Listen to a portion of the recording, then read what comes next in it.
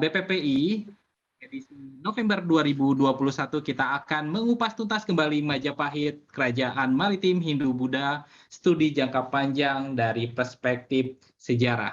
Nah, Bapak Ibu sekalian, saya ingin membacakan terlebih dahulu, mungkin ada sedikit tata tertib terkait dengan diskusi kita pada sore kali ini. Yang pertama mungkin bagi para peserta diharapkan memute mic pada saat kegiatan diskusi berlangsung, dan juga selama acara berlangsung peserta dapat mengajukan pertanyaan pada kolom chat Zoom dengan format hashtag tanya _nama _pertanyaan. Silahkan tidak perlu menunggu selesai diskusi, silahkan langsung saja memberikan pertanyaan di kolom chat Zoom, dan bagi peserta yang beruntung dapat bertanya secara langsung. Jadi nanti tidak semua dapat bertanya secara langsung.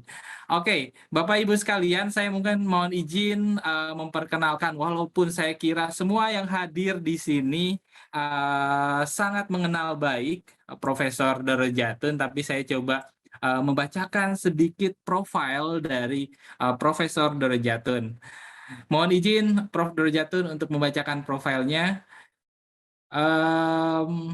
Baik, sudah terlihat di layar Bapak Ibu sekalian mungkin. Profesor Dorojatun Kuncoro Jakti, emeritus, lahir di Rangkas Bitung, Banten pada tanggal 25 November 1939. Beliau adalah Menteri Koordinator Bidang Perekonomian pada Kabinet Gotong Royong dan lulusan Fakultas Ekonomi Universitas Indonesia pada tahun 1964. Meraih gelar doktoral di bidang ilmu politik dari University of California, Berkeley, Amerika Serikat pada tahun 1980. Dan beberapa pengalaman beliau ini mungkin kami catat di sini. Beliau pernah menjadi duta besar luar biasa dan berkuasa penuh Republik Indonesia untuk Amerika Serikat. Kemudian mungkin saya baca beberapa saja. Mungkin pernah menjadi guru besar emeritus Universitas Indonesia di bidang ekonomi, dan juga saat ini beliau juga merupakan salah satu Dewan Pembina Bumi Pelestarian Pusaka Indonesia atau Indonesian Heritage Trust. Nah, itu mungkin beberapa informasi terkait profil dari Prof. Dorojatun. Bagaimana Prof. Dorojatun? Apakah ada sesuatu yang mungkin ingin ditambahkan terkait profil dari Bapak, atau mungkin Bapak ingin menyampaikan sesuatu terlebih dahulu sebelum kita masuk ke sesi diskusi? Ya, mohon maaf Prof, ini mic-nya belum nyala. Cukup. Ya. Oke, cukup. Baik, Bapak Ibu yang terhormat, mungkin kita akan masuk ke sesi diskusi.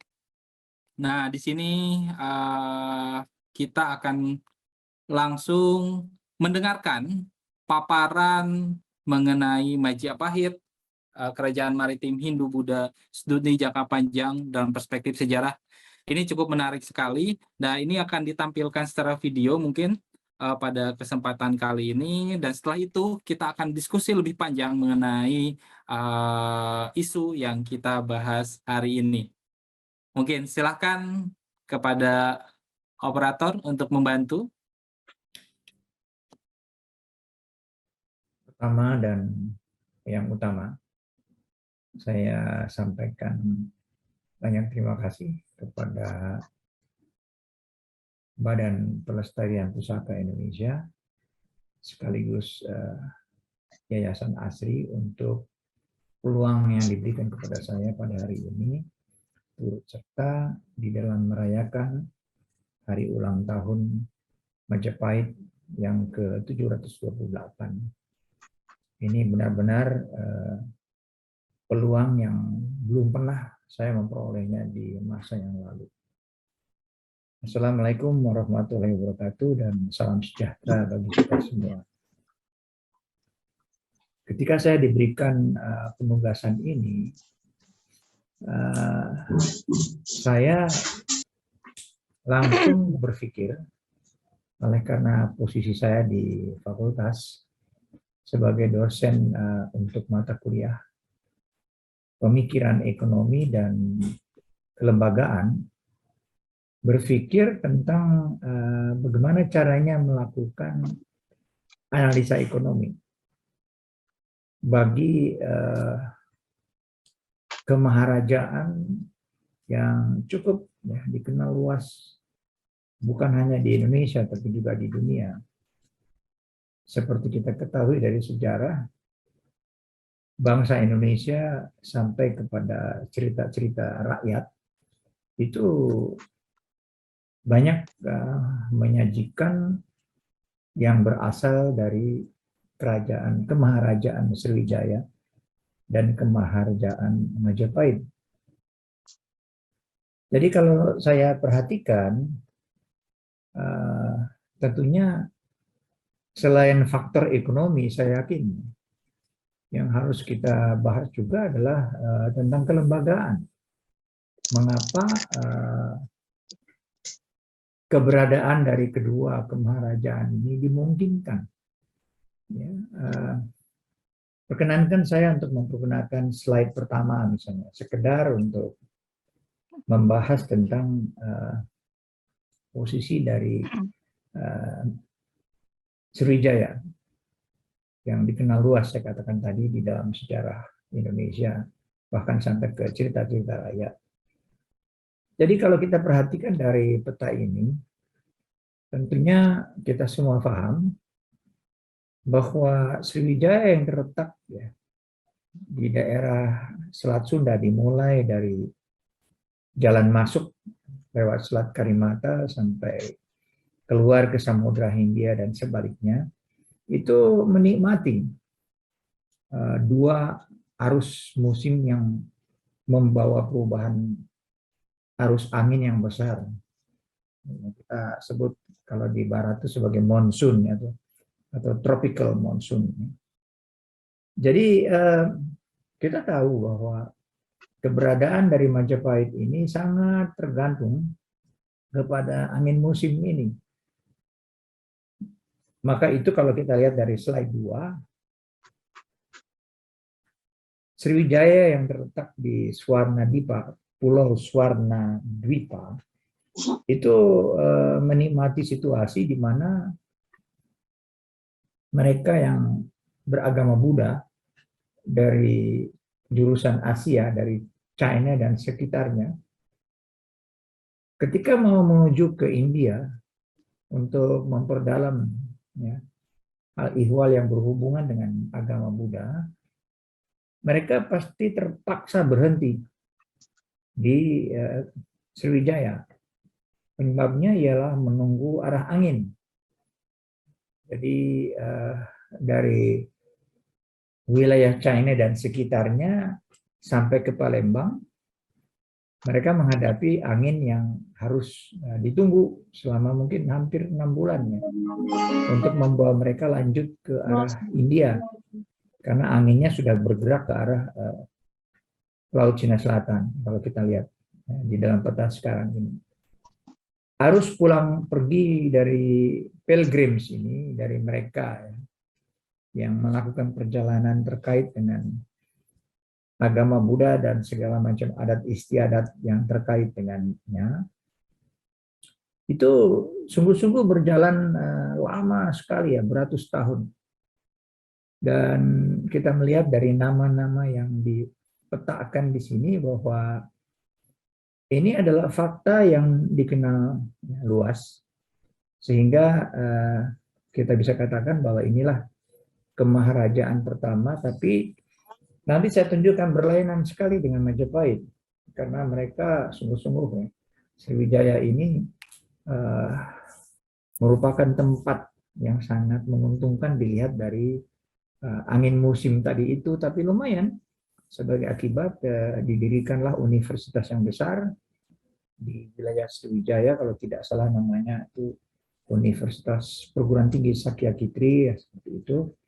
Dan hubungannya dengan India misalnya dari Universitas Nalanda di sana.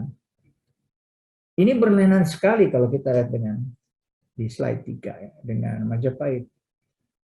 Majapahit terletak di Pulau Jawa yang dalam bahasa Sangsakerta disebut sebagai Jawa Dwipa.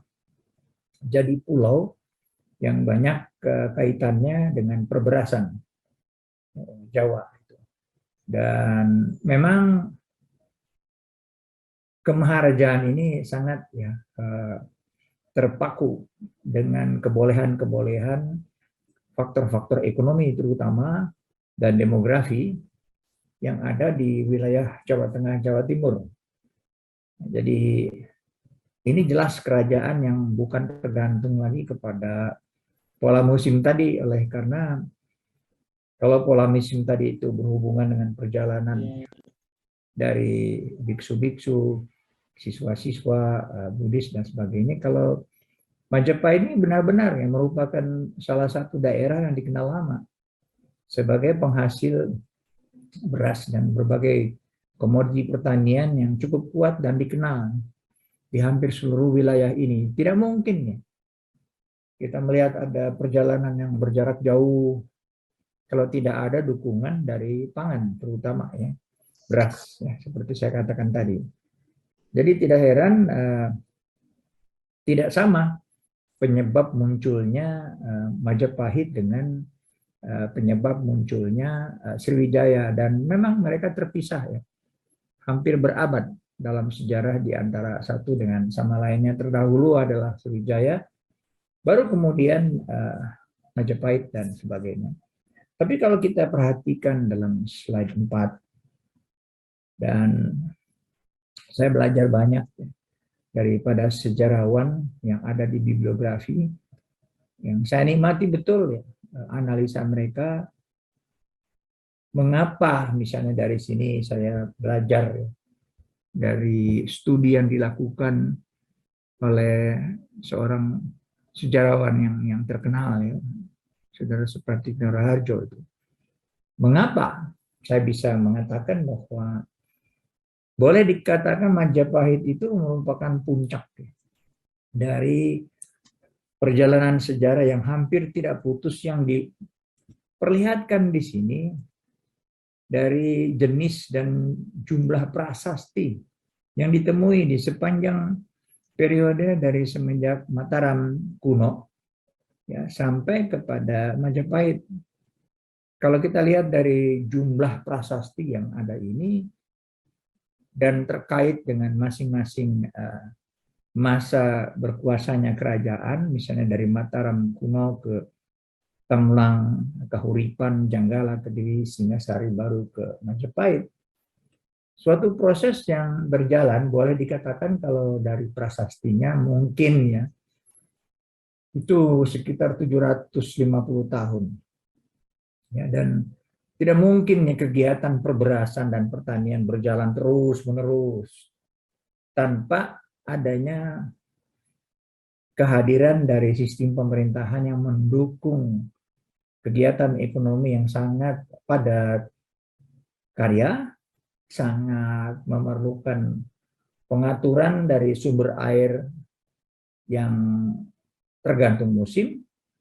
Dan saya juga boleh berspekulasi bahwa dulu juga mungkin sudah ada masalah banjir, masalah musim kemarau, sebab pola musim yang kita sebut sekarang sebagai El Niño dan La Niña itu ya, si kembar yang menimbulkan persoalan pada waktu pergantian musim itu ya, musim hujan dan musim kemarau itu tentunya memerlukan adanya lumbung-lumbung, ya, pemeliharaan bibit dan sebagainya, belum lagi hewan yang harus dipergunakan dalam kegiatan itu. Maka saya berani ya untuk menyampaikan bahwa tak mungkin Jawa Dwipa, pulau penghasil dari pangan, beras dan pertanian pada umumnya, itu dapat kuat ya ketika masuk ke periode Majapahit tanpa adanya pemerintahan demi pemerintahan demi pemerintahan, bagaimanapun lemahnya di sepanjang hampir menuju ke 8 abad. Ya, ini tentunya masih harus dibuktikan lebih lanjut, tapi saya berspekulasi hanya dari pola ya, kegiatan perberasan yang saya kenal ya, di Fakultas Ekonomi sebagai kegiatan yang sangat labor intensif, sangat water intensif, Dan pada zaman itu tentunya tidak ada pupuk buatan, ya, harus juga difikirkan mengenai hewan yang dipergunakan di dalam pertanian, dan juga lumbung yang harus disiapkan. Tak mungkin semua itu kalau tidak ada sistem pemerintahan yang berkelanjutan. Sebagian terbukti pada prasasti ini. Jadi kalau saya pergunakan ini, rasanya apa yang saya harus sampaikan adalah di slide 5. Kaget juga ya ketika saya menemui peta ini di Hammond Atlas yang saya pakai di fakultas ya, untuk mengajar tentang perkembangan sejarah di seluruh dunia dilihat dari segi geografi. Ternyata bangkitnya Majapahit itu turut dipicu oleh ekspansionisnya kemaharajaan Kubilai Khan yang waktu itu mencoba untuk masuk ke Jepang. Kita tahu dihadang oleh badai topan laut yang luar biasa, kamikaze. Tapi nampaknya mereka berhasil ya, melakukan ekspedisi itu ke Vietnam, ya, sesudah itu ke Champa, sampai di Jawa mereka. Dan mendarat katanya di Pelabuhan Rembang di Jawa Timur. Karena sebelum ekspedisi ini menuju ke Jawa Timur, utusan mereka yang terdahulu mendapat perlakuan yang sangat tidak baik. Tidak tahu apa pesan yang disampaikan oleh kemaharajaan Kubilai Khan waktu itu sehingga tersinggung Kartanegara itu dan melakukan tindakan yang saya kira menimbulkan persoalan. Kalau tidak salah, kita ingat dalam sejarah, kuping utusan itu dipotong, gitu kan, seperti itu. Maka tidak ada lain pilihan bagi kemaharajaan yang berkuasa mulai dari Rusia di Eropa, sudah sampai di pintu gerbang Eropa Barat sampai ke Asia Tenggara. Kemudian mendapat perlakuan ini sehingga mereka mengirim ekspedisi militer itu. Tapi alangkah kagetnya mereka ketika sampai di Jawa Timur, mendarat katanya di Rembang, itu kerajaan Singosari sudah tidak ada karena dikudeta waktu itu. Ya, Kertanegara sudah tidak ada dan bingung kemudian kepala komandan pasukan ini jadi kepada siapa, gitu ya. Dan pada saat itulah kemudian seorang tokoh Raden Wijaya ya, yang merupakan menantu dari Kartanegara apabila tidak salah, yang meyakinkan mereka untuk turut serta ya, untuk menyerang Singosari. Dan ya ini yang repot, sudah berhasil diyakinkan dan mereka turut serta dalam operasi itu menghabisi Singosari. Mereka kemudian ya dilawan oleh pasukannya Raden Wijaya sehingga dalam perjalanan pulang ke Pantura itu mereka menderita ya, kerugian yang tidak sedikit ya, kalau tidak salah ya, saya lihat itu. Jadi bangkitnya Majapahit itu dimulai antara lain ya dengan adanya insiden ini, suatu peristiwa kebetulan sejarah yang luar biasa ya, itu yang membuat cerita di Vietnam dan di Champa berubah, tapi di Jawa itu malah memicu ya munculnya kemudian bibit dari suatu kemaharajaan yang besar kemudian yaitu Majapahit. Kalau kita lihat di slide 6, saya melihat ya, kalau dari analisa ekonomi, mengapa Jawa Dwipa itu, dan sering mahasiswa saya bertanya, mengapa tidak begitu hebat ya pertanian padi dan pertanian pada umumnya di Jawa Barat?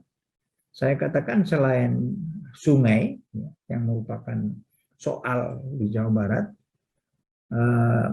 di daerah yang datarannya sangat hebat ya, topografinya itu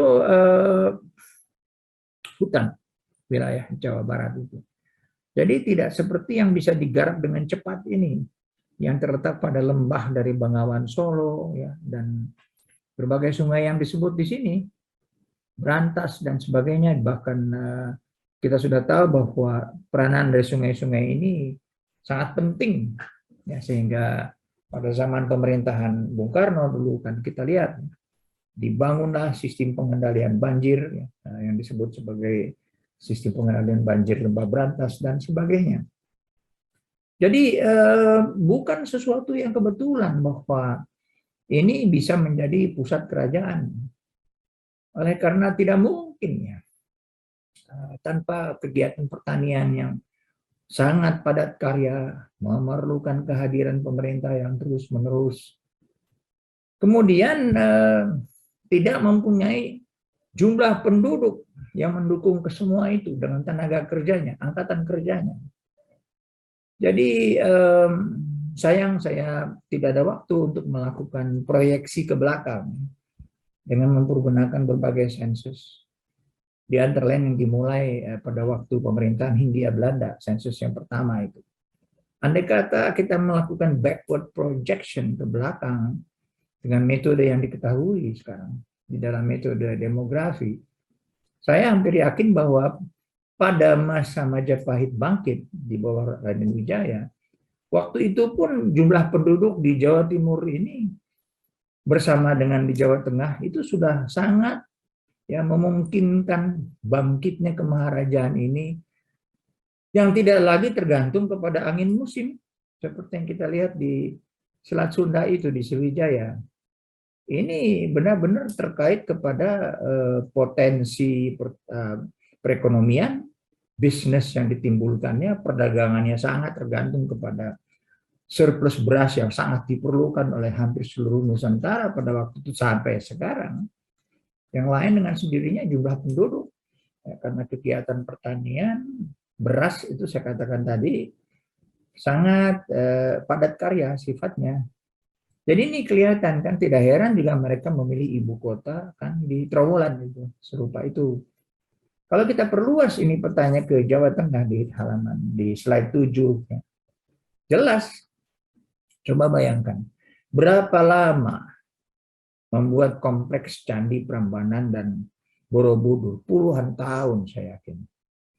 Ya, dan itu juga sangat padat karya, sangat tergantung kepada ya, keberadaan dari surplus beras dan pangan pertanian lainnya selain tenaga kerja yang terampil untuk mengangkut batu-batuan yang dipergunakan.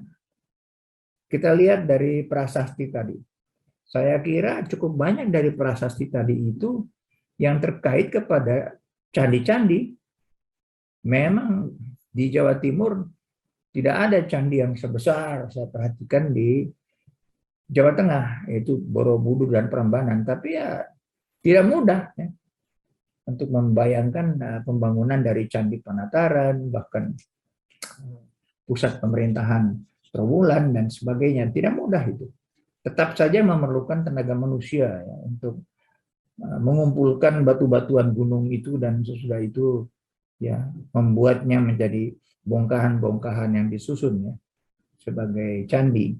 Jadi kalau kita lihat di sini tidak heran kalau sejarawan kita kemudian menunjukkan bahwa daerah inti peradaban di slide 8 boleh dikatakan daerah inti peradaban yang turut membangkitkan Majapahit ini sebetulnya terletak di daerah yang diberikan arser ini. Ya. Jadi luas maksimum daerah inti peradaban di sekitar Mataram kuno tahun 732 sampai 928 dan sekitar 929 ke 1486. Termasuk bangkitnya Majapahit ketika ada ekspedisi Kubilai Khan itu tahun 1296 kan itu yang kita sebut. Jadi ini merupakan daerah yang tersambung dan saya pernah membaca di literatur yang lain bahwa sebagian besar jalan Dandels itu tidak cerita yang kita dengar ya.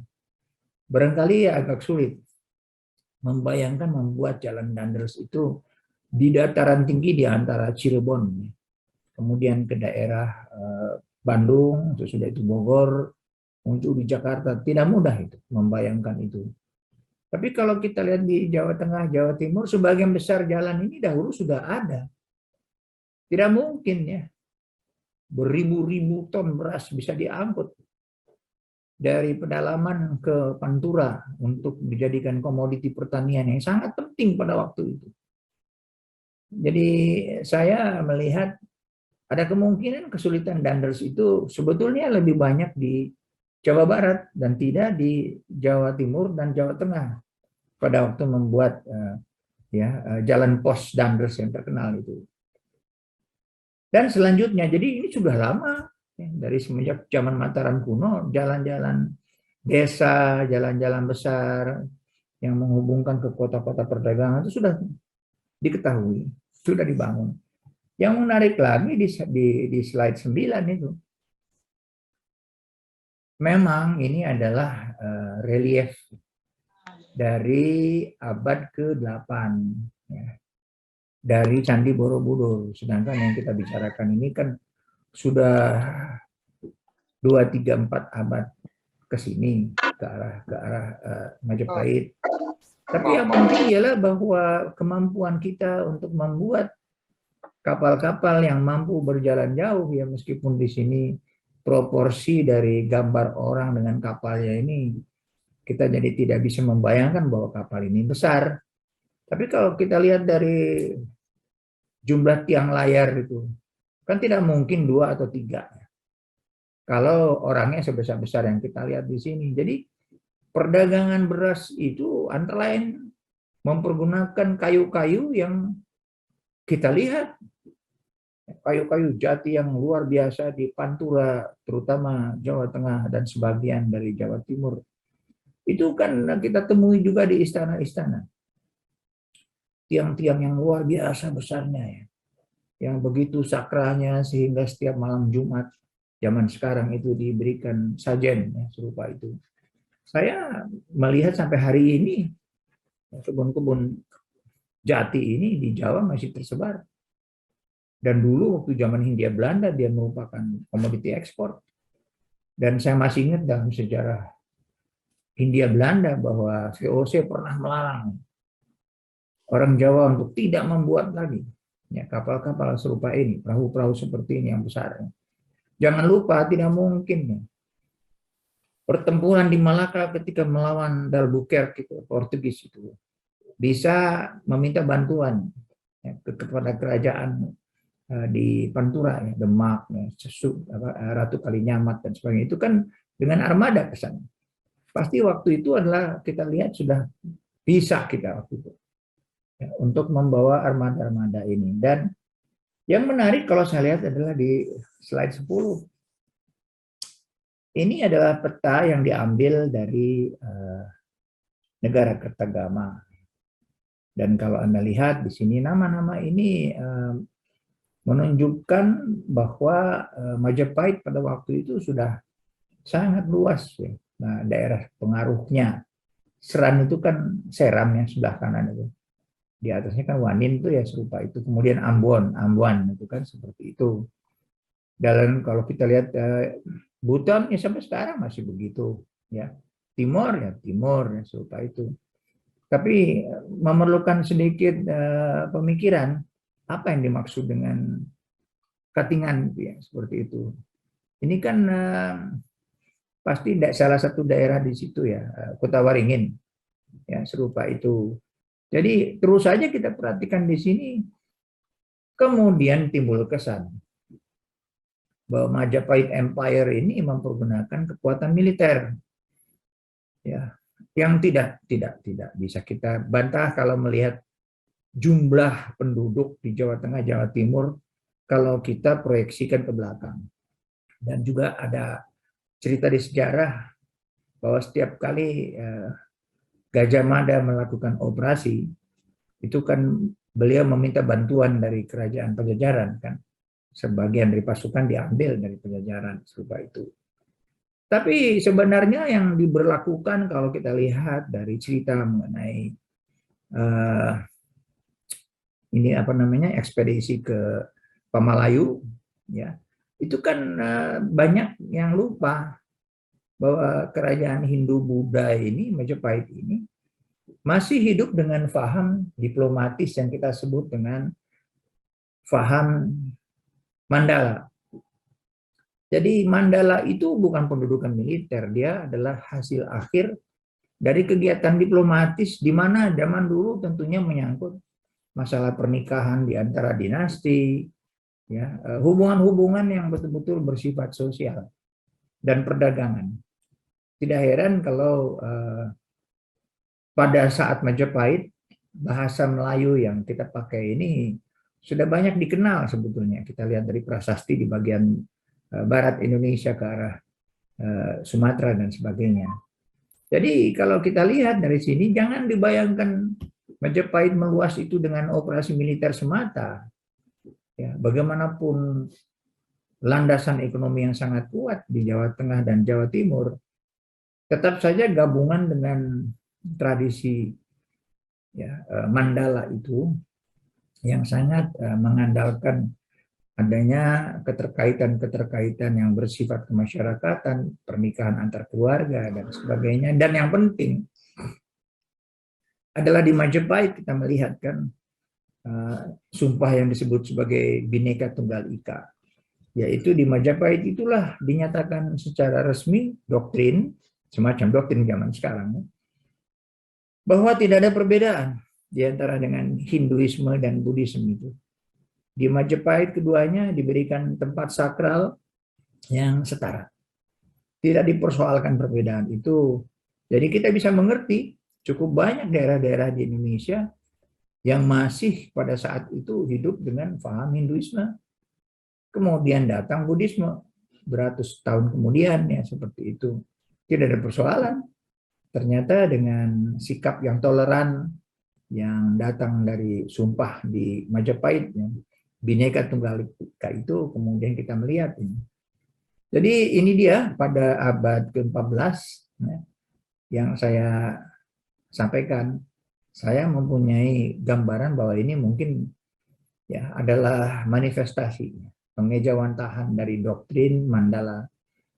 Dan saya belajar juga ya terpaksa ya membaca misalnya tulisan dari Robert Heinegel bahwa di dalam sistem pada waktu itu yang berlaku hampir di seluruh Asia Tenggara itu yang berlaku adalah sistem dewa raja. Jadi raja bukan panglima saja, ya, raja adalah juga dewa itu, dan tentunya harus mempunyai pegangan moral dan etika ya, yang tidak bisa menyingkir begitu saja dari kaidah-kaidah keagamaan waktu itu. Pada akhirnya di slide 11 menarik di sini bahwa pada abad ke-16 nama-nama ini ya dijumpai semua. Bahkan di dalam laporan-laporan Portugis ya banyak sekali ini disebutkan. Saya masih ingat misalnya kalau ke Bandung itu ya tempat ibu saya di Jawa Barat ya. Itu kan di sana ada yang namanya Dayakolot begitu ya. Nah, ini Daya ini kan di Jawa Timur juga ada. Kalau tidak salah yang Dayah juga itu Batu Tulis ya serupa itu. Saya makin ke tepi pantai berderetlah itu pelabuhan-pelabuhan di Pantura itu. Yang dipergunakan tadi untuk perdagangan dan ternyata import yang memungkinkan dilakukan dengan sekedar mengandalkan kepada produksi beras yang berlimpah itu di Jawa Dwipa itu lempengan metal, tekstil dari India, porselen dari Cina. Banyak sekali yang masuk lewat Pantura ini. Tebaran dari ini luar biasa, kita tahu dari literatur yang membahas tentang jenis-jenis porselen Cina yang ditemukan, celadon dari Vietnam dan sebagainya ditemukan di seluruh daerah ini. Jadi kalau saya perhatikan dari semua ini, beda ya di antara Sriwijaya yang betul-betul merupakan kerajaan yang sangat mendalam ya peranan spiritualnya karena terkait dengan perjalanan pulang pergi dari umat Buddha di antara daratan Asia melalui Laut Cina Selatan, Selat Sunda ke Samudra Hindia dan sebaliknya. Beda sekali dengan Majapahit yang mempergunakan lebih dari hanya sekedar faktor angin tadi itu. Ya, tapi musim yang tergantung kepada pertanian dan jumlah penduduk yang dimungkinkan oleh pertanian beras. Saya teringat ya, ada lelucon yang saya anggap serius ya ketika saya dulu ikut di dalam resimen Mahajaya waktu persiapan untuk konfrontasi Irian Barat, kan kita di setiap kota ada resimen-resimen mahasiswa. Waktu itu kan dikatakan ya bahwa pasukan itu berjalan di atas perut. Saya ketawa ya. Betul juga ya. Itu kan semacam pepatah yang berasal dari pemahaman bahwa prajurit tidak mungkin mau jalan jauh ratusan kilometer, ribuan kilometer, apalagi berlayar kalau perutnya tidak berisi. Dan itulah saya kira kekuatan dari Majapahit. Memang beras ya pada waktu itu dan juga daging yang berasal dari hewan-hewan itu sangat diperlukan. Tapi tadi tidak mungkin Majapahit mampu untuk membangun kemaharjaan itu semata dengan itu. Mereka juga mempergunakan diplomasi dalam sistem dari pemahaman Mandala. Saya kira cukup banyak ya, bisa dikatakan bagian dari kemaharajaan Majapahit terletak juga dalam kemahiran mereka untuk berdiplomasi. Kita dengarkan mengenai cerita dari Gajah Mada yang tidak selalu ya juga akhirnya berakhir dengan baik. Pernah terjadi suatu cerita yang sangat menyedihkan ya, misalnya bagi Pajajaran ya, ketika terjadi insiden di Bubat itu. Suatu kekeliruan dalam pemahaman barangkali ya dari kedua belah pihak waktu itu mengenai apa yang seharusnya dapat diterima di dalam tradisi Mandala yang serupa itu. Ini yang saya bisa sampaikan. Saya cukup asyik ya dapat belajar dari sejarawan seperti yang saya sampaikan dalam bibliografi di belakang. Di slide 12 ini adalah bahan-bahan yang saya ikuti dan saya yakin masih banyak. Di saya mungkin ada masih belasan bahan yang lain. Tapi ini yang bisa saya gunakan dan terima kasih untuk perhatiannya dan silakan waktu yang tersisa kalau mau dipergunakan untuk sesi tanya jawab, ya saya bersedia untuk mengikutinya. Banyak terima kasih atas perhatiannya. Assalamualaikum warahmatullahi wabarakatuh dan salam sejahtera bagi semua. Baik, terima kasih Prof. Durjatun, pemaparan yang sangat luar biasa dan komprehensif yang diberikan kepada kita semua. Ya, seperti yang kita ketahui bersama sebetulnya dalam Kakawin Negara Kertagama juga menyebutkan pengaruh kerajaan Majapahit ini sangat luas kayak gitu kan, katanya meliputi hampir seluruh negara Indonesia, dan ini mungkin perlu kita uji juga bersama dan juga mungkin kita perlu dukung dengan data-data yang lebih aktual hingga hari ini. Dan tadi juga Prof. Durjatun menyampaikan banyak hal yang paling mungkin tadi saya terngiang-ngiang nih Prof. Bahwasanya ya kekuatan Majapahit itu bukan karena kehebatan dalam arti kegagahannya saja, tapi juga kekuatan ekonominya yang mungkin menjadikan Majapahit ini semakin jaya. Nah, mungkin kita akan membuka sesi diskusi terlebih dahulu sebelum saya nanti bertanya-tanya lebih lanjut, Prof. Durjatun, mohon izin. Begitu, bagaimana, Prof? Ya silakan ya, saya tunggu ya. Oke. Silakan mungkin Bapak Ibu sekalian yang ingin bertanya secara langsung dapat raise hand di dalam Zoom. Tapi mungkin saya ingin membacakan terlebih dahulu beberapa pertanyaan yang sudah masuk di chat Zoom. Nah, ini yang pertama mungkin dari Mas Sultan Kurnia AB nih. Nah, ini Mas Sultan ini kebetulan nih kawan saya Prof. Durjatun. Beliau sekarang sedang studi PhD di Jepang kayak gitu, dan beberapa waktu lalu bekerja sama juga dengan kami di BPPI, kita mengadakan cultural mapping Kerajaan Jambu Lipo. Nah, di sini kemarin Mas Sultan menemukan banyak hal nih terkait dengan okupasi atau mungkin ada jelajah kerajaan Majapahit hingga pedalaman Majapahit. Nah, kalau menurut Prof. Durjatun mungkin dari perspektifnya, apakah benar ada kisah atau sumber-sumber yang menyebutkan kedatangan Majapahit hingga pedalaman Minangkabau? Atau saya bacakan yang keduanya juga mungkin ya, biar sekaligus nanti menjawab tentang Mas Sultan. Satu-satu saja, satu-satu. Oh, Yang ini saya oke. jawab terlebih dulu.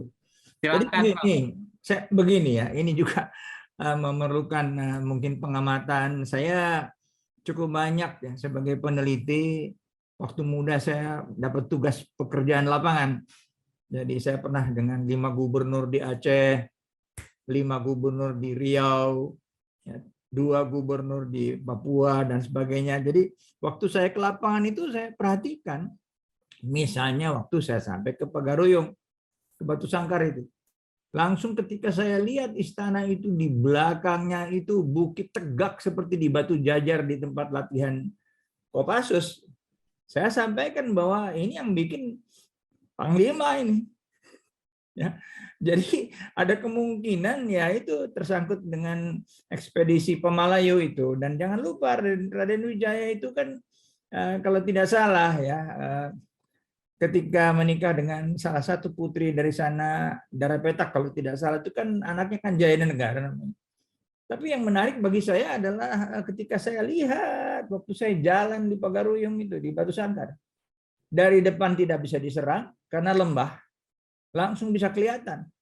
Dari belakang sama sekali tidak bisa diserang karena harus dirapel barangkali sekitar 200-300 meter tegak ke atas. Jadi saya dari situ belajar ya, bahwa bekas-bekas yang kita lihat seperti Candi Muara Takus dan sebagainya itu saya perhatikan kurang oleh kita dikaitkan dengan nama-nama yang ada di negara Kertagama itu. Saya tidak pernah melihatnya. Ada suatu inventarisasi nama-nama itu dikaitkan dengan peninggalan-peninggalan yang ada di Amboina itu apa, yang ada di Seram itu apa dan sebagainya seperti itu. Jadi masih banyak pekerjaan yang lain lagi ketika saya perhatikan umpakan dari bukit-bukit padi di Sumatera Barat. Kalau Anda ngobrol dengan jago-jagonya agroekonomi di IPB, tahu kita bahwa setiap umpakan sawah itu puluhan tahun membangunnya. Dan kalau kita lihat itu di perjalanan itu dari Bukit Tinggi ke Batu Sangkar, saya melihat umpakan-umpakan itu puluhan ya itu. Hanya untuk bekerja dalam satu hari turun naik seperti itu, saya nggak bayangkan ini. Jadi kalau dihitung dari carbon dating, insya Allah kalau dilakukan itu, maka saya yakin kalau ada sampai 15-20 umpakan sawah seperti yang saya lihat di Batu Sangkar itu kan proses puluhan tahun. Jadi kegiatan perberasan di seluruh Asia ini, saya melihat belum pernah dilakukan carbon datingnya. Sehingga pengen saya tahu itu ya apa perbedaan kalau dia dibuat di dataran rendah seperti di Mekong yang pernah saya lihat misalnya ya dengan Bengawan Solo misalnya. Karena kalau di Jawa Timur relatif umpakan itu tidak sehebat yang saya lihat di Sumatera Barat misalnya serupa itu. Jadi ini fakta-fakta yang Anda kemukakan tadi yang sebetulnya harus diselesaikan ya oleh teknologi yang baru lewat Google, lewat satelit, lewat itu penelitian dari arkeologi yang modern.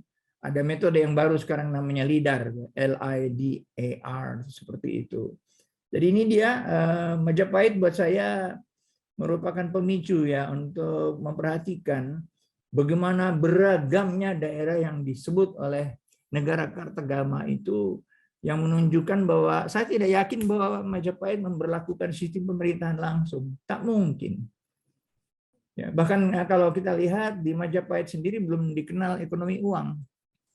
Jadi saya tidak mau mengganggu Anda, tapi bayangkan sistem perpajakan yang harus dikembangkan nih oleh kerajaan-kerajaan di Jawa Tengah dan Jawa Timur itu yang tidak ada ekonomi uang. Itu ekonomi uang kan baru diintroduksikan selepas dari VOC waktu itu.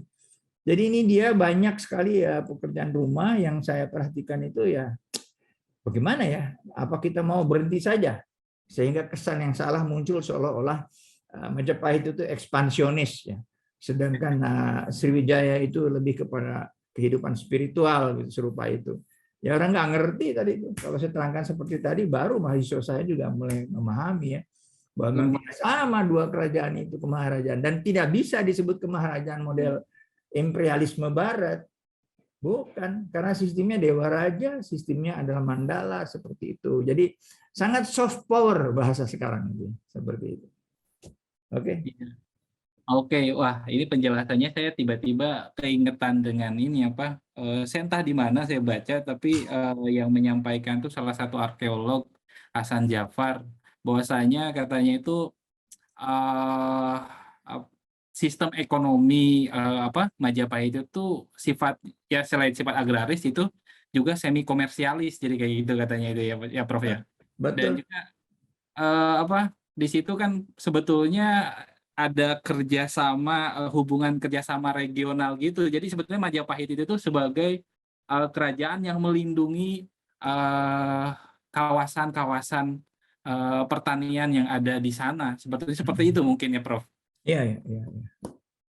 Baik. Ya, oke. Nah ini mungkin berhubungan juga tadi terkait dengan pertanyaannya Pak Andar. Oke. Nah ini Pak Darmanik di sini menyampaikan apakah ada jejak teknologi pertanian pada zaman Majapahit. Nah ini mungkin yang tadi disampaikan oleh Prof. Doro Jatun, jadi perlu diuji lebih mendalam juga seperti apa sebetulnya teknologi yang digunakan juga seperti itu, dan juga mungkin tadi Prof. Doro Jatun menyampaikan juga perlu adanya sebuah survei atau penelitian LIDAR juga di kawasan-kawasan yang mungkin terindikasi memiliki potensi-potensi Majapahit. Nah, Prof, sebelum saya bacakan beberapa pertanyaan yang ada di chat lagi, ini terasa sebetulnya ini sudah pukul 5, tapi saya mohon izin mungkin kepada para peserta dan Prof. Doro Jatun untuk menambah waktu sesi diskusi, apakah diperbolehkan mungkin sampai 5.15 atau 5.20, bagaimana?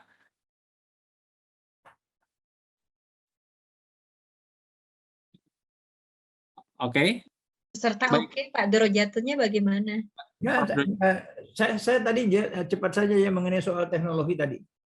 Oke, silakan. Kebetulan ketika saya belajar di Berkeley itu kan spesialisasi saya adalah Political Economy of Development ya. Jadi pada waktu itu dipelajari bahwa di Asia Tenggara itu kita hanya mengenal dua jenis teknologi di dalam pertanian, yaitu satu adalah daerah hills, daerah bukit-bukit, dan yang kedua adalah daerah-daerah paddy fields. Itu kulturnya berbeda di antara hills dengan paddy fields ini. Tapi yang menarik ya, kalau kita baca literatur lebih hebat, terutama mengenai pertanian sejauh dari India, China, dan sebagainya, teknologi yang dipergunakan itu menyebut apa masyarakat yang menerima sistem ini sebagai hydraulic society. Jadi sebetulnya yang dipakai untuk mengatur air di seluruh Jawa Tengah, Jawa Timur, itu sebetulnya adalah tadi itu, sistem hidrolik itu. Jadi dengan demikian, makanya warisannya kita mulai melihat sekarang kan ya, irigasi primer, sekunder, tersier. Jadi hydraulic society itu menjadi nama generik. Ya, bahkan dibangkitkan oleh seorang historian yang terkenal yang namanya Wittfogel itu. Hydraulic society itu dibahas dalam buku ratusan halaman itu. Ya, di mana di situ diperlihatkan ya bahwa pernah satu kali di dalam peradaban dunia kita menghadapi teknologi pertanian yang hampir serupa untuk paddy fields, ya, yang disebut sebagai hydraulic society, sehingga sistem pemerintahannya pun kemudian menyesuaikan diri dengan mengatur air ini. Ya, jadi saya kaget mendengar misalnya pada waktu itu bahwa padi itu hambur air ya. Kalau tidak salah setiap ton itu memerlukan 3 ton air kalau tidak salah. Ya, silakan diperhatikan. Jadi memang manajemen of water di Jawa Tengah, Jawa Timur itu telah memungkinkan oleh karena jumlah orang yang saya yakin kalau tadi itu kita melakukan backward projection ya dengan teknologi ekonomi yang baru, Itu pasti waktu itu pun penduduk Jawa Tengah, Jawa Timur sudah merupakan yang terbesar ya, itu di Indonesia, bukan hanya sekarang. Ya. Sangat Iya. diperlukan untuk hydraulic society itu. Iya, Baik. iya. Wah, menarik sekali. Prof, saya mau izin mengundang mungkin satu penanya secara langsung. Nah, ini mungkin silahkan kepada Pak Ivan Budiman. Silahkan. Langsung pertanyaannya, Prof. Selamat Selamat. siang, Prof. Kita pernah ketemu in person pada saat Bapak jadi ambasador di USA. Pak, saya ingin menanggapi tadi yang Bapak ngomong tentang penggunaan teknologi itu, Pak. Karena setahu saya di BPJB Jawa Timur pada saat mereka melakukan ekskavasi situs Umitir itu, Pak, mereka sudah menggunakan teknologi LiDAR dan juga geolistrik bekerja sama dengan ITS Surabaya, Pak. Saya ingin menambahkan, Pak. Thank you, Pak. Tapi benar-benar paparan Bapak bagus sekali, Pak. Saya tertarik sekali dengan maritim di Majapahit. Thank you, Pak. Baik, terima kasih. Terima kasih, Pak. Baik, terima kasih, Pak Ivan. Ada yang ingin ditanggapi mungkin, Prof? Tidak ada. Oke, kita lanjut dulu mungkin satu. Boleh tanya, Mas? Oh, Pak Heri ini kayaknya nih. Iya, betul. Kalau Pak Heri sudah ingin bertanya, tidak ada yang bisa menghalangi. Silakan, Prof. Kalau gitu nggak jadi tanya. Silakan. Mas Jatun, waktu sekarang ini kan banyak perdebatan tentang kemunduran Mojapahit sendiri. Seperti tadi dibahas oleh Peter Carey, ya tentu saya setuju bahwa mundurnya Mojapahit bukan karena masuknya Islam dan lain-lain. Karena pada kenyataannya juga di keluarga kerajaan Mojapahit pada waktu pun sudah banyak yang memulai beragama Islam juga pada ketika itu. Tetapi Mas Jatun, waktu saya kuliah itu ada profesor Pak Purnomo namanya, geologis, tetapi dia berteori mungkin terkait dengan yang disampaikan oleh Pak Jatun tadi, bahwa sebenarnya mundurnya Majapahit adalah karena akibat seringnya terjadi letusan gunung api sehingga rusaklah sistem irigasi atau pengairan di wilayah di wilayahnya Majapahit itu, sekalipun kemudian berusaha pindah-pindah, tapi nyatanya kemudian tidak terkejar dengan kemajuan dari pangeran-pangeran, kerajaan-kerajaan kecil atau pangeran-pangeran yang ada di pantai itu yang kemudian sudah mulai berdagang dengan luar. Apakah itu kira-kira sejajar dengan teori bahwa memang di dalam masyarakat hidrolik yang kemudian sangat agraris itu, kemudian juga menjadi sangat rawan terhadap bencana atau perubahan alam? Itu aja, Prof. Terima kasih. Maaf ya, kalau saya selalu memperhatikan dimensi ekonomi, pada akhirnya pasti sisi lainnya adalah perkembangan teknologi. Saya pernah mencoba untuk melihat apa perbedaan dari armada yang dipimpin oleh d'Albuquerque gitu, sesudah masuk di India, kemudian mereka berangkat ke arah Malaka ya. Ya, jadi pada waktu itu mulai saya belajar mengenai jenis-jenis kapal yang dipergunakan oleh Portugis.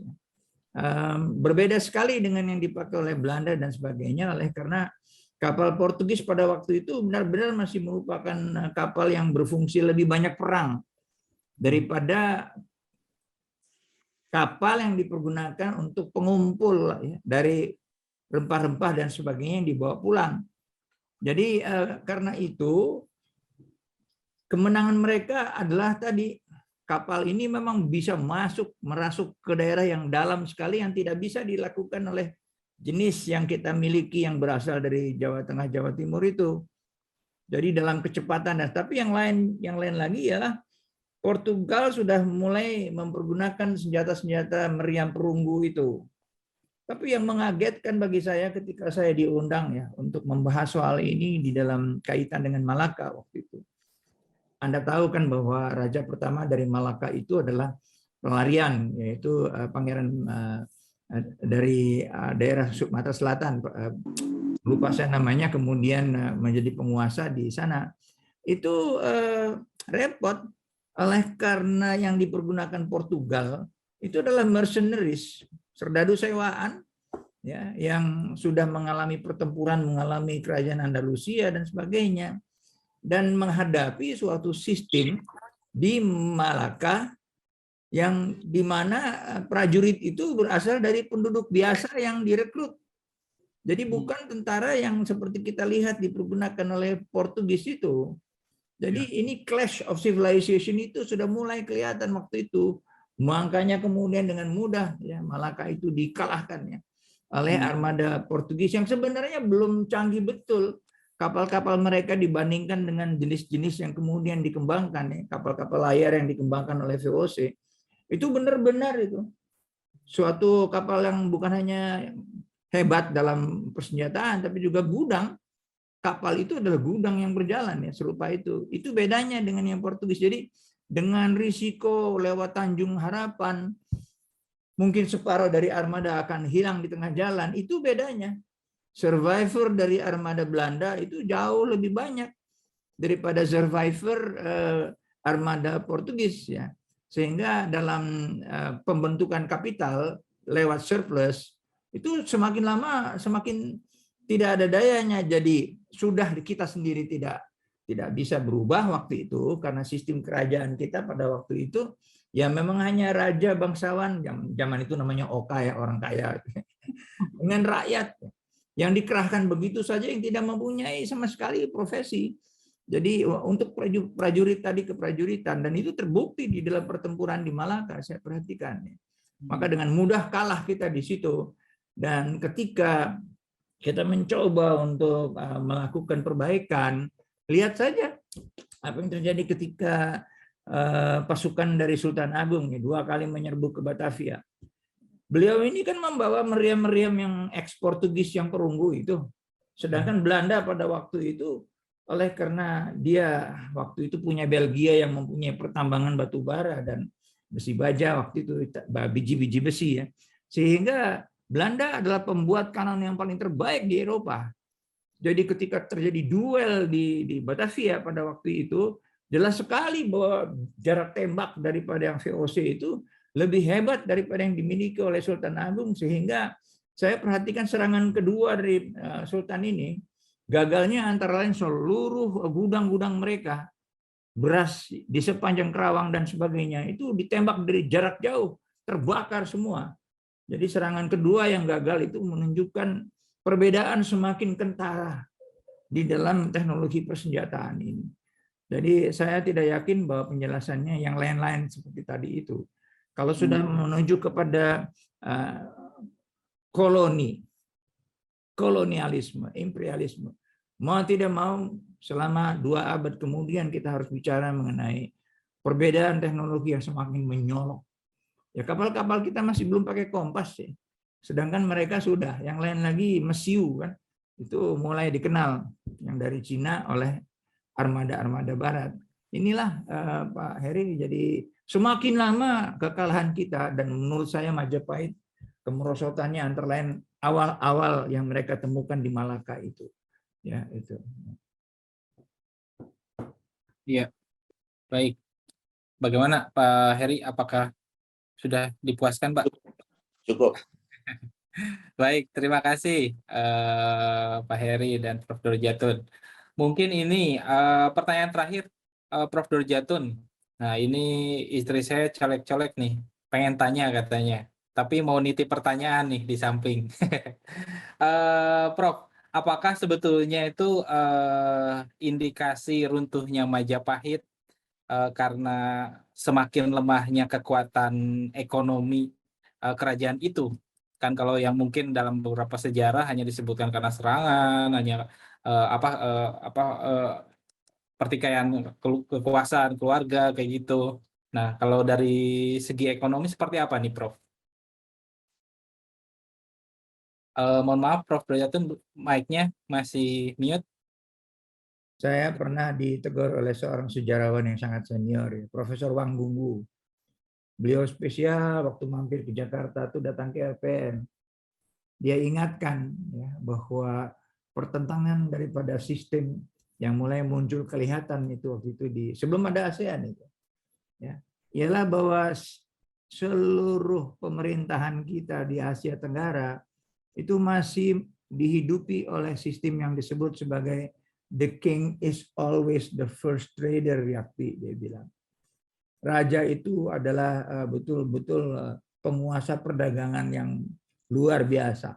Ya, jadi saya mulai mengerti pada waktu itu bahwa ini sistem yang kita warisi yang belum banyak berganti. Karena jangan disalahkan ya, kalau kemudian baik Portugis maupun VOC, EIC, saya bukan barangkali menimbulkan ya penderitaan kepada mahasiswa saya ketika saya sampaikan bahwa kesalahan dari kerajaan kita ialah mereka tidak melihat keperluan dari sistem politik yang sudah berubah, tidak bisa lagi meneruskan yang namanya sistem the king is always the first trader. Kemudian the king itu adalah dewa raja dalam tradisi Hinduisme dari Heine Geldern itu seperti itu. Tidak bisa, saya bilang. Karena waktu itu ide-ide tentang masyarakat yang sudah lebih sifatnya sekuler di barat ya, dengan merkantilisme dan sebagainya itu sudah mulai masuk. Jadi ya ini dia, saya kadang-kadang ngeri yang melihat ramalan dari Huntington mengenai Clash of Civilization itu. Karena sampai sekarang saya perhatikan, maaf ya, the king is the first trader itu kok masih hidup ya? Itu jangan-jangan juga saya lihat perubahan-perubahan di China hari-hari ini. Maaf ya, saya tidak mau jauh ke situ, tapi saya lihat kok masih ada ya. Itu masih ada itu di mana state itu nampaknya adalah betul-betul ya harus merupakan suatu manifestasi yang tidak bisa dikorbankan untuk alasan apapun. Jadi saya kena singgung betul tuh oleh Profesor Wang Bungwu, sampai hari ini saya tidak pernah lupa. Kemudian dia bilang, in our tradition in Asia for a long time, it will be like that for another maybe long time, dia bilang. The king is always the first trader. Kamu percuma lah ngelawan mereka. Coba. Bener juga ya, saya kemudian jadi korban dari malari kan waktu itu. Oh, coba ngelawan. Oke. Xi Jinping juga, Bang. Ya itulah dia. Itu dia the king of the first trader itu. Si Tencent, Jack Ma segala dikerjain begitu aja. Alasannya common prosperity. Ya iyalah, boleh aja lah. Di Indonesia juga pernah ada slogan kan apa namanya? Membangun manusia seutuhnya. Ya opo. Kenyataannya. Membangun manusia seutuhnya. Kalau kebudayaannya masih the king is the first trader. Nah, seperti yang sekarang ditunjukkan barangkali. Duta besar nih Bapak Heri, hati-hati ini ya. Menimbulkan persoalan nih. Baik. Oke, terima kasih. Sebetulnya ini semakin seru nih diskusinya, tapi karena keterbatasan waktu, saya harus mengakhiri diskusi kita kali ini. Tapi sebelumnya mungkin saya akan mempersilakan kepada Prof. Durjatun, mungkin ada closing statement atau beberapa kata yang bisa disampaikan dalam akhir diskusi kali ini. Silakan, Prof.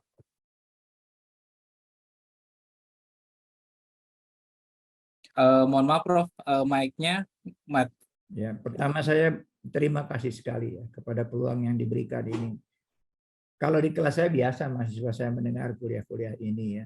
Akan tetapi saya kira ini baru pertama kali saya bawa keluar ya, sejarah pemikiran ekonomi dengan kelembagaan yang diakibatkan oleh pemikiran itu.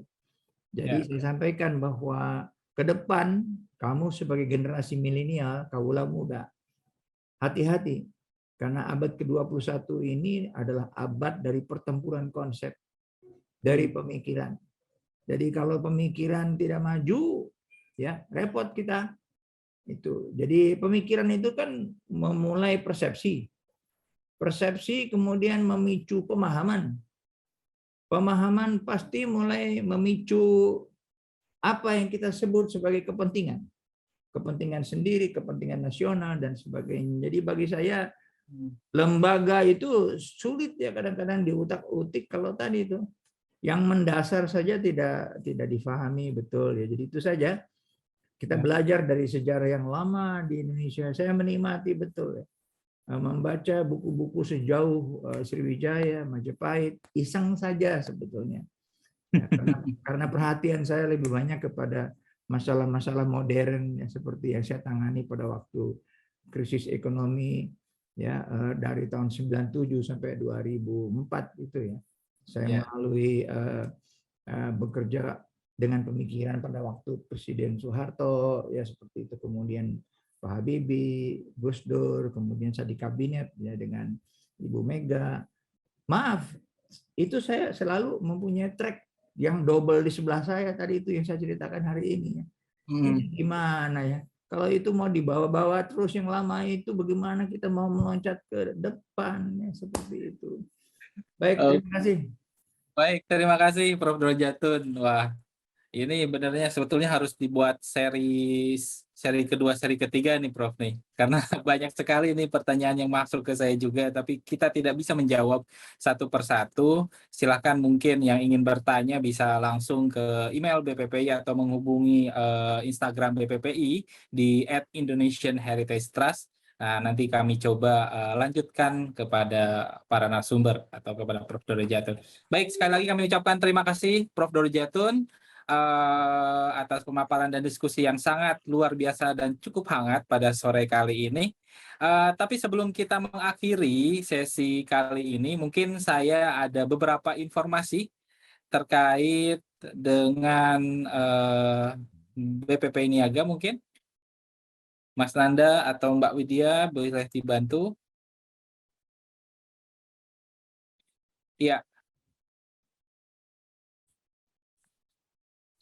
Nah, ini jadi Bapak Ibu sekalian, BPPI senantiasa mendukung, tidak hanya mengawal kelestarian pusaka Indonesia, tapi juga kita mendukung ekonomi pusaka Indonesia. Jadi kita menjual beberapa produk-produk etnik tradisional Indonesia, baik kain, masker, kalung, gelang, dan lain-lain, serta buku-buku terbitan terkait heritage atau pusaka, dapat Bapak Ibu dapatkan di Tokopedia dengan lapak BPPI Niaga. Jadi silahkan untuk mendapatkan produk-produk terkait BPPI atau heritage dapat ditemukan di BPPI Niaga.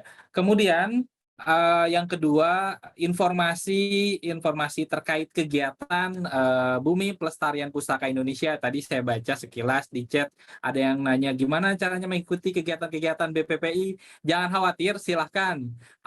Sekarang ambil handphone Bapak Ibu sekalian dan kawan-kawan semua, masuk ke Instagram atau ke Facebook atau ke YouTube. Nah, untuk di Instagram silahkan klik @IndonesianHeritageTrust.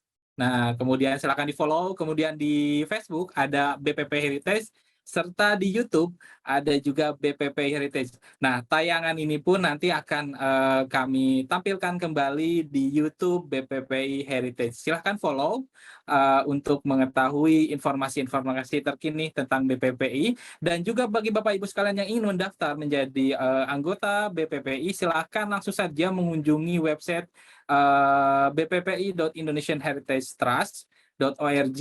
Nah, di sana ada kolom pendaftaran. Nah, langsung saja melalui website tersebut. Nanti kami akan ada yang menghubungi.